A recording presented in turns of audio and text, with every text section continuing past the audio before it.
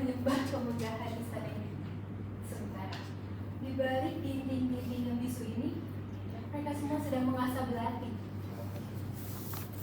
Mereka mikir, aku hanya pajangan di samping raja. Bodoh. Mereka tidak tahu, sebenarnya mereka sedang berdiri di atas jaring yang tendut sendiri. Dengar, apakah kalian dengar desas-desus itu? Angin di sana ini sudah tidak lagi mengandung aroma melati, melainkan bau anyir darah. Ini disamarkan oleh wangi dupa. Para pangeran, para menteri, mereka semua tersenyum padaku, menunduk begitu rendah hingga dahi mereka menyampai lantai. Tapi di balik tangan mereka sedang menyimpan belati di balik jubah saudara mereka. Raja sudah tua, seperti pohon yang akarnya sudah mulai membusuk. Hanya butuh satu tiupan angin saja untuk dapat tumbang. Dan di balik bayang-bayang kerusakan itu, mereka semua berubah menjadi serigala. Mereka bicara soal rakyat, tentang hukum, tentang kesetiaan. Omong kosong.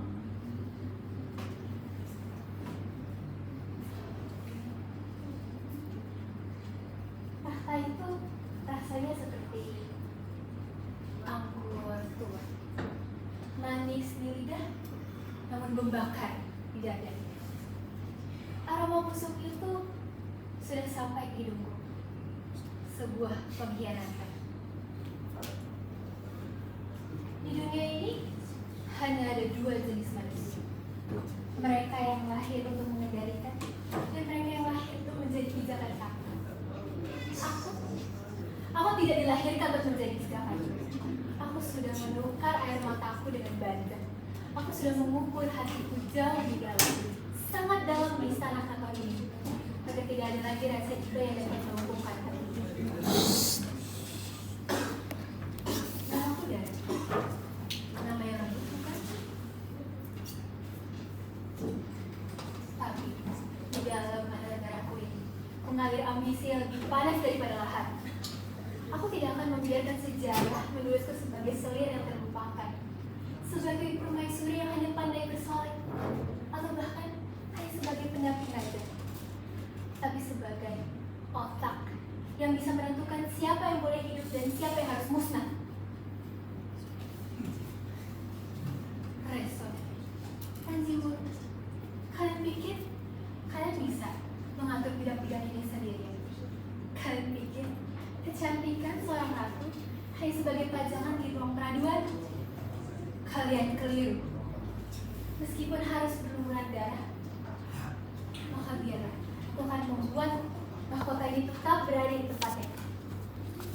Aku sudah lama tidak takut pada dosa, karena kerajaan ini hanya mereka yang berani bermimpi dan tega untuk membunuh yang dapat bertahan.